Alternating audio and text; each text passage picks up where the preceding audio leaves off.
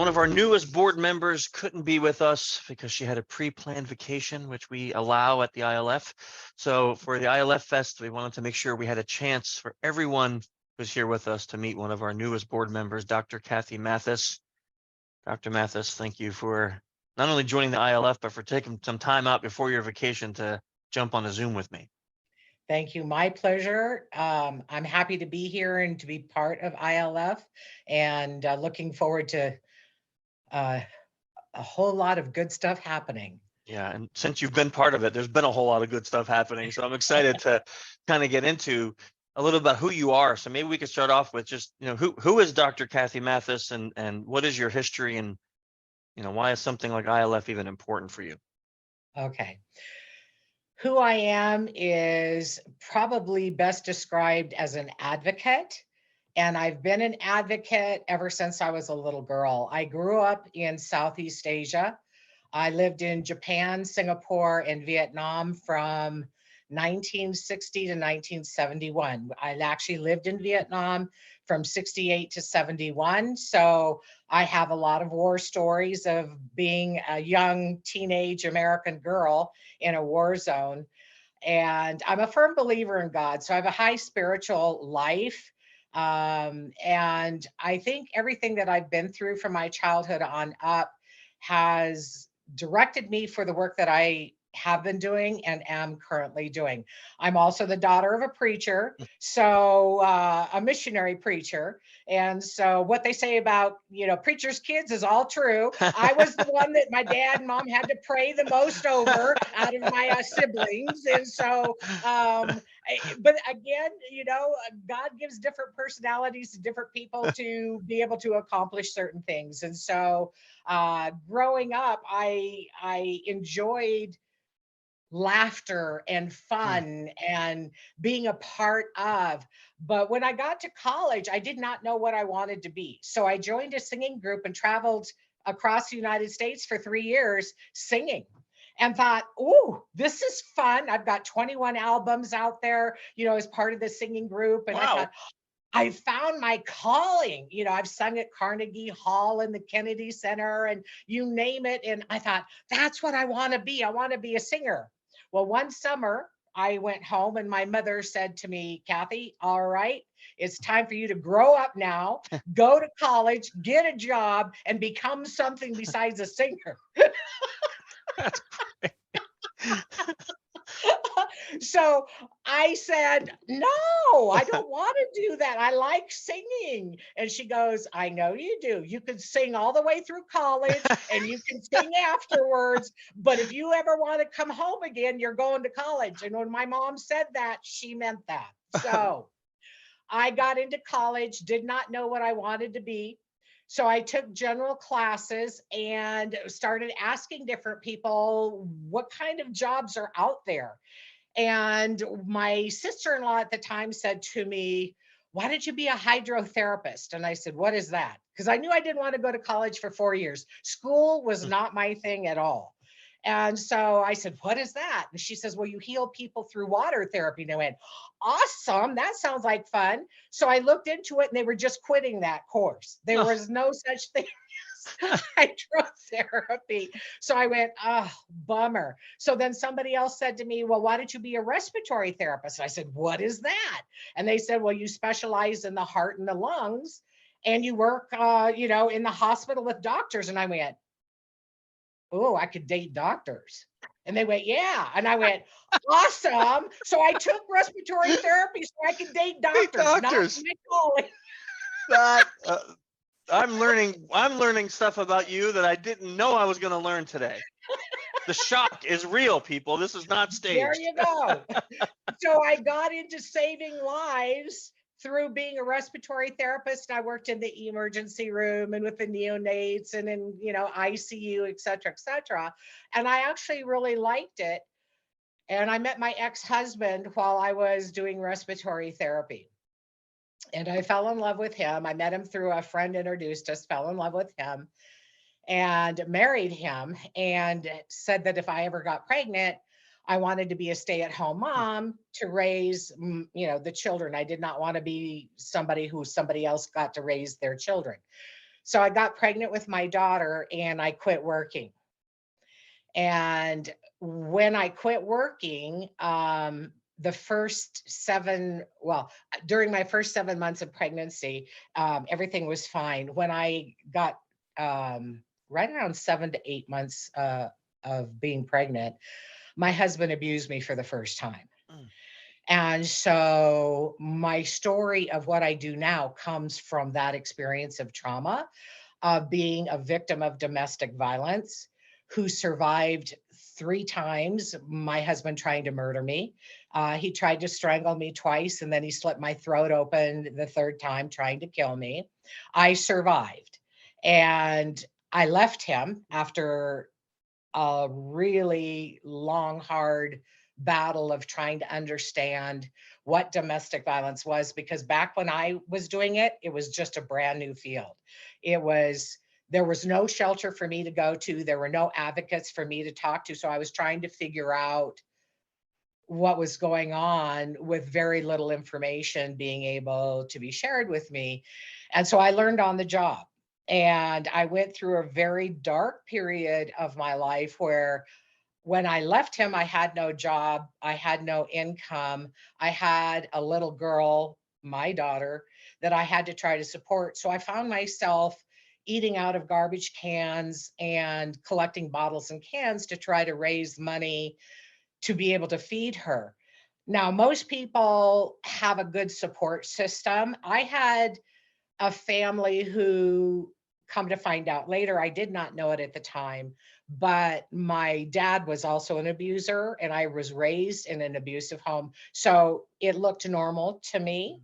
And when I was going through this, he refused to allow anybody to help me. So he said, you married him, you have to deal with what has happened. So my life of trying to survive not only a relationship that I didn't understand and I was very confused about because I didn't understand the cycle of violence. I didn't understand the mind of a predator and how they function and why they do what they do, etc. And so, long story short, I left the relationship. I got trained. I went back to school, got trained, and became a trainer during that time. I was very fortunate. I had all these doors open up to me where I became a state trainer in drug and alcohol. I set the standards for the state of California in drug and alcohol. I got trained in sex offenders and sex addiction, domestic violence, victim advocacy, and the batters, anger management, you name it. And I had one of the largest practices, private practices in Southern California for sex offenders years ago. And so all of these different things that I got involved in were the dark side of humanity and dealing. And my mom used to say to me, why on earth are you working with that population? And I said, well, somebody has to. And when I got into the work that I do, people would say to me, my friends and people who loved me, as well as other people would say to me, why are you becoming a psychologist? They're a dime a dozen, just like marriage and family therapists, and half of them aren't working, if not 3/4. So why would anybody come to see you? And my response was always this: those people are not me. I'm not like those people. I'm different. And I picked a path that was different because I was working with people that other mental health people did not want to work with, and very few were working with them. So, with all of the combination of everything that I did in the mental health field, when I got into it years ago, I was the first one that wrote curriculum for domestic violence advocates in the state of California. I trained the state people because there was no curriculum here. They came in and sat in and learned and said, wow, we've never seen anything like this. I also created curriculum for the Batters Intervention Program for the state of California. There was the Duluth model and one other model at the time, and I created it for the state of California as well. I've created curriculum for anger management. So one of the gifts that I've been given that I never knew I had when I was younger was this ability to create curriculums, do my research, talk to some of the top researchers in the field, which I still do, and put things together to be of benefit to help families and individuals who needed healing and needed interventions to stop abusing and perpetrating. So human trafficking, I've done human trafficking for as long as I've done domestic violence, over 30 years. It was combined when I first started doing it. In about 2000 is when they separated out into two different professions. So I created a curriculum also for human trafficking. I've trained the United Nations psychologists in human trafficking. I've created pamphlets and things like that for the airlines to identify victims on the airplanes or in the airports. You know, as we know, airports are one of the #1 places for human trafficking sales. They'll sell a girl or a young boy right there in the baggage area, and if you're not watching, you don't even know what's going on right in front of you. So the airlines contacted me years ago and said, can you give us information on human trafficking so we can have our flight attendants have something to be able to, you know, review and keep on the airplane if they see somebody that looks like a victim of human trafficking. So I've been around a long time to where I've been some of the first in some of the things that have happened, especially in the state of California and the United States on other, you know, areas. I've also been fortunate enough to have the professional reputation of being exactly what you see is what you get. And I'm ethical and honest, which I can't say everybody in my field is. And that got me recognized by the governors of California. I've worked for every governor for the state of California, except for Newsom. I retired from the job of helping the governors out right when Newsom was voted in. I have worked with the mayors on mayors councils with gangs. I had the general of the Bloods. He was one of my clients. So I've worked with all of these perpetrators and predators and found out, and my mother always laughed about this. She says, you didn't get that from my side of the family. Found out that they related to me. They liked me. They would listen to me when they wouldn't always listen to somebody else. So I think that the personality that I have, which is very much, I'm not here to judge you. I'm here to help you if you want the help. But if you don't want the help, I will also give the consequences for you and making that other choice. And I've, over the years in the work that I've done, my passion is children. If we don't help the children, we don't help the future of our country.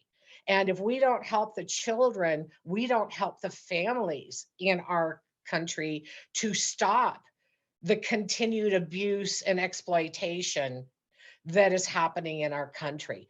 The adults have chosen their path, but if we can do interventions and safety and you know, education with the children, we have a chance. We have a future that'll look different than the one that we currently have right now. So I started testifying in court in cases where there were children involved.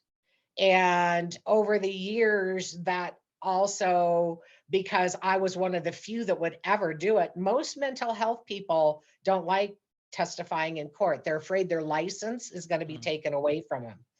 And I always say that that fear comes from you don't know what you're doing then. So definitely stay out of the courts. You know, that's probably a blessing for you and whoever you're supposed to be testifying for. But I've been able to work with a lot of attorneys, a lot of the judges. I used to train the judges in the state of California years ago. I would like to do that again, but they took it away and gave it to another judge, which unfortunately judges don't know application. They know law, but they don't know how to apply the different things. And so that's sort of my background. I got into my first training. I was training for a recognized trainer years ago who was, her specialty was eating disorders and domestic violence. And she was brand new. And so I helped her with her domestic violence. I didn't know anything a lot about eating disorders. I left that, but I said, I could tell you from a perspective of having been a survivor, some of the things that you need to have in your training there. And so then it went from there to becoming a state recognized trainer in domestic violence, victims, batters, human trafficking, anger management, all of those different things that I have always worked in. I started getting recognized for being good at it and training other people in it. And so coming full circle right now, I started my company back in 1996. California Cognitive Behavioral Institute started out as Mathis and Associates, but everybody thought it was a tax firm. So Either that or a lawyer, right? yeah, exactly. So I changed the name of it and have been doing the work that I do. So I do training. I do a lot of keynote speaking at conferences and have been on radio, television. I also have a private practice that I do, and I do expert testimony in court cases all around the country. And one of the things that I am extremely proud of is I worked with the first young person. When I met her, she was 16. When she turned 18, I was involved in the court case where she turned around and sued her father for being abusive to her. Wow. And we won. We won. Wow. And nobody had ever done it in the United States. So that case set the precedence for any child who's being abused. When they turn 18, they can get a civil rights attorney and sue that parent abuser for civil rights crimes. Mhm. And so I can't say how much she won because there's a gag order. It was millions, and it was a good thing. But I'm very proud of being part of making a difference for kids, for teenagers. I've written along with some friends. I don't ever do anything by myself. There's power in numbers. But I've written 9 to 11, and I was trying to remember the other day how many exactly. I know 9 for sure. 2 others I think I participated in, laws for the state of California. And I've also walked the halls in Washington, D.C. So I've walked the Senate halls back there. I've testified back there. And I was acknowledged by one of the presidents by giving me an award for the work that I do in the field of trauma and abuse. So all that says, Chris, is I'm old. No, I honestly, I think I kind of whew, I think what I should have done is probably ask you some of these questions before we started recording, because holy crap, Kathie, that's I actually have a personal question, if you don't mind answering. Many people who go through I mean, I don't know many people who've went through the things you just stated, but many people who go through childhood trauma and then maybe adult trauma don't seem to be as happy as you. To have that outlook where we're sitting here, you're talking about some pretty horrific things, but you're not laughing at those things, but you're still able to like talk about your parents in an almost a positive way. You're able to talk about those horrible experiences, but not with a sullen appearance, but almost like, here's what I learned from it. How did you get that? Or is there a secret? Is there some magic you can give us? Because that's an amazing, all the things you said are amazing, but this is like an amazing skill. Yeah. Well, to answer that, I will tell you what I tell most people. And this is my attitude. It's not what happens to you in life. It's what you do about what happens to you in life that's important. And so I could take my experience and go, oh, woe is me, poor me, all of that. Or I can say, I can learn from that. I can grow from that. and I can become better because of that. And that was the path I chose. Happiness we're not born with. We're born with laughter and anger. Those are the two emotions we're born with, and fear, of course, is behind anger. But happiness we create. And so when I look back at, was I happy and laughing through those times? No, absolutely not. It was a hard struggle for me. There were days where I had such deep depression, I sat and stared at a wall. But what I always did was said, now, what good did that do you? Every day, and I still do this to this day, I reflect on my day and I say, was I the best I could be for this day? And if not, what do I need to do different tomorrow so I have a better day tomorrow? And I learned the art of laughter. My mother always laughed. I mean, my mother was great. She was a great role model for me when it came to positivity and laughing and learning from heartache and pain, because she had enough in her lifetime as well. My father is the one who taught me how to speak in front of people, how to present in front of people. Because I used to watch him, every weekend when he was preaching in a church, I would sit and watch him. Now, if I didn't fall asleep, I had heard it sermon so many times, I fell asleep. A lot of them. I'm I sure could that made him repeat it happy. word for word. Yeah. But I learned from both of them and I took the good things from both of them Mm, and said, I need to incorporate this. My mother was loved by everybody. She had a personality that people were drawn to. And I thought, I want that. I want people to yeah. be drawn to me and love me like her. And she used laughter. She used laughter for healing. She used laughter for, if you don't even speak a language, because we lived overseas where they didn't speak English when we went there, but a smile and a laugh is universal. And Yeah. so I learned the technique she learned to draw those individuals into our circle of friendship, so to speak. So I took tequila and the lemons and I mixed them all together. And I always say I took the lemons and made lemonade and then added a shot of tequila called Dr. Kathie Mathis to it. So that's where I can look back and go, thank God I'm not that person anymore. That's Thank great. God I survived all of that. But also because I believe in spirituality and that connectedness to that, um, I never lost my faith that Mm, there was somebody taking care of me and watching over me. And it had to be because all of these doors nationwide and internationally were opening for me. And I go, I'm nobody. I'm a little missionary mm, kid, that all of these things are happening to. Why me? mm. And then I kept saying that all the time. Why me, God? Why me? And then one day I was sitting there and then a voice came back and said, and it was a voice in my head, not literally, I wasn't hearing, but the voice said, why not you? Why not you?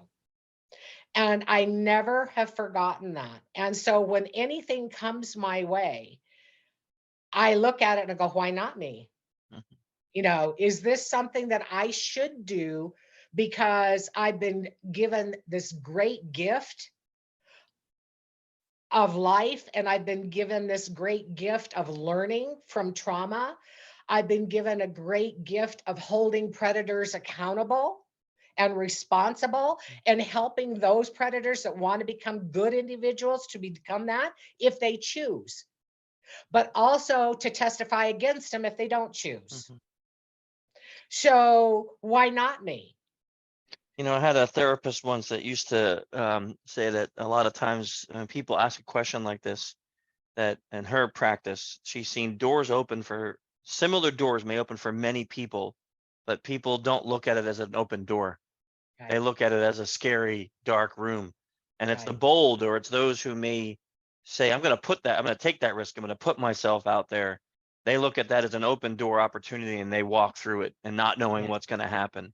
Um, yes, because I often thought that about myself too, like, being in opportunities that don't seem Like I didn't do anything to meet you, you know, like it was meeting Stephanie because I went Right. to a medical conference and sat in a training she gave and was so enamored by her training that we stayed friends. And then, Yeah. you know, years down the road, I go to a wedding in California and I meet her there and I'm like, hey, you know, we should talk about my nonprofit. She's like, only if I could bring Kathie. And it's like, you know, the connective tissue that creates Yes. that. It was Yeah. no it was no skill, you know, there was nothing there Right. that I said, I'm going to go create these connections. It just happened. And sometimes it is just being a little bit bold and looking at your Yeah. life opportunity, you know, and that's your story is fascinating, Thank you. Thank um, you. and Yeah. humbling. I agree with you on that because I say to people, people always say you're so outgoing, you're so this and that, and I didn't used to be. I Mm, used to be so very shy that if you put me in a room with somebody I didn't know, I literally would throw up. I just can't even see And that. It doesn't I even know like that's what register, everybody, right? That's the opposite of you. but she's still inside. I Yeah. just override her, Yeah. okay? That's great. But I have always said if a door opens up, what you call being bold, I always say, what's the worst that could happen? Mm, Either I fail at it and learn that that's not where I should go, or I walk through that door of fear and go, wow, that was awesome. I'm glad I yeah. walked through my fear to see what was amazing on the other side. Yeah. Yeah. Yeah, that is it's fascinating. You know, I uh when you were telling part of your story, you started working in human trafficking and child trafficking before that was even a word, right? I Yes. mean, like we didn't even call it child trafficking back then. Right. Right. So seeing that progression, like that's really interesting to me because, you know, I talked to law enforcement agents and I've interviewed so many different types of law enforcement agents over the years. And like when it wasn't even called that, how did you even know what you were looking for then at that point? Like, how did you know that you were looking for people who were being located from one place to another for sale?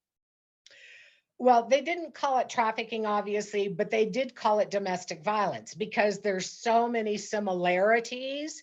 Even though one is a relationship predator, the other is a predator who kidnaps children or grooms children or in adults into an abusive relationship that they've created. So it all fell underneath just that. And so when I first was trained in it, nobody trained us in it. Mm, It was sort of what evolved as I was working and mm, began to see that there was this other component that was there, and the words trafficked and trafficking slowly came up from different people doing research on it. I can remember the first woman that came to me during one of my trainings, and she said, human trafficking is going to be in a field in itself. And this, of course, was before it became its own profession. And I went, human trafficking, what's that? And and she goes, well, that's what we call, the people that are not in mhm. homes and relationships like that, but that are outside of that. And I said, oh, I said, good. I said, there needs to be two because they're both huge. Yeah, And at that time, of course, I didn't even know how huge human trafficking was because the research wasn't out there right. like it is now. But we did identify the differences and the similarities as both fields began to come into their own. Yeah. And so when I was asked to participate in the human trafficking end of professional work, it was already so familiar to me because I'd been doing it. I just didn't know in the beginning, all of the components like the rescue teams, Mm, the shelter programs, because they were in domestic violence shelter programs at the time. So as I began to be in the field and as the field grew, then I got to be part of rescue teams and I got to be part of shelter programs and I got to be part of going to the police station when someone was arrested that was in, the human trafficking, whether it was the sex trade or a rescue or something else. And so I began to work in all of those areas and worked with the police department, law enforcement, et cetera, et cetera. I also realized that the extraction teams are very dangerous because those traffickers, if they identify you, obviously Yeah. you can die, you know. And so, That's a but lot of money you're disrupting. yeah, So yeah. My mother always used to say before she passed away, she goes, okay, so you know that the human trafficker, the traffickers can kill you. You know the abusers and predators can kill you in the other fields. She goes, so what part of your professional life do you find peace and calm? helping the victims. Yeah. Right? That's about it. Well, even that's not too peaceful because you've No, got no, it's drama not. going on No, there. yeah. And I said, well, that's where laughter comes in. And so I got into the laughter work and Hmm. into the healing aspects of laughter and read the books, the happiness Hmm. advantage and all of the books, that were out there at the time, and realized that laughter is probably what kept me sane, and it's what kept me healthy, and it's what kept me emotionally stable, was being able to bring the laughter component. So I became a laughter coach. Hmm. I do laughter training. And Stephanie, obviously I met Stephanie. She actually was acting in the vagina monologues that I happened to be putting on at one of the domestic violence programs. And that's how I met her. She interviewed, or I don't want to say interview, what do they call that when they try out for a part? Yeah, what is that? And yeah, anyway, she was auditioning, I'll just say auditioning, for this part. And I wasn't even there to audition, but the producers and director said, well, Kathie, we want you to audition. You're so animated. We want you to, and I went, really? I'm not, but I did. And I got a part too, and my part was right after her part. So she and I would stand outside, Uh-huh. waiting to go on, and got to know each other, and we become, good friends ever since then. So uh, I think we meet people for a reason, and it doesn't happen just by chance. There's a reason that we all sort of congregate together. We're like-minded in wanting to make a difference. So obviously with your background, there's probably a million different directions you could have went or people want you to go. Why work with the ILF? Why join us on the board? When Stephanie first talked to me about it, um, about being on the board, I without hesitation said yes. First of all, to me, the mission, the purpose, and what the focus is of ILF is very important to me. It fit perfectly with my own. Also, it is one of the areas I had not been able to contribute to, which was finding predators on the dark web. Always have wanted. In fact, that one show, To Catch a Predator, that they used to have, I wanted to be one of those that went out and lured them in. I thought, oh, I could do that, kind of thing. And so when I looked at ILF and what it's about and the magnitude of importance in what its contributions are to helping children and making a difference, how could I say no? There was no way I could say no. And I was proud that you had offered, that opportunity for me to step into and to say, Kathie, would you consider coming on? And I'm going, yeah, if I've got, things that can help you, I absolutely want to be there, because I am, if nothing else, very passionate about the mission, the purpose, because it's the same mission and purpose that I have had in my life all of these years, in domestic violence and human trafficking and anger management and, sociopathic relationships and predator, all of that stuff. It is something that most people don't want to do because it's emotionally draining. It's difficult. We don't always get positive outcomes. It's hard work, and you have to be special to do it. And that for me says everything about anybody that is a part of ILF and the work. Everybody is special that chooses to do I agree. what we do. I And agree. so, and also we're great fun. Yeah. We know how to have a good time. We really do. You know, you would Oh think these yeah. people would all be a little messed up, and maybe they are, but I mean, we have a good time. So to be able to do something that's heavy, but on the other hand, Yeah. laugh with each other, share with each other, empower and support each other, there's nothing better than that. And most people are not given an opportunity that they're aware of. And I'm going to go to the awareness because they can be given an Yeah. opportunity to be given this amazing gift that we've been given. And I am so blessed and thankful to be a part of.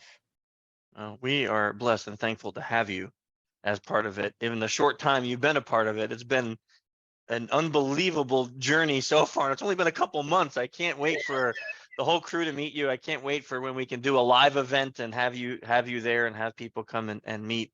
And I'm glad we had a chance to do this interview, even though you were going to be away. I know this week was so hectic, so we were trying to find it. We both found this like 30-minute window. Yes, let's take it. And it was like that's it. But I'm Yeah. so I'm glad we did. Honestly, before jumping into this, I didn't know 90% of your history there, and that is it makes it even more special that you have taken the chance on us and you're a part of us. I can't wait to see what we do this year together.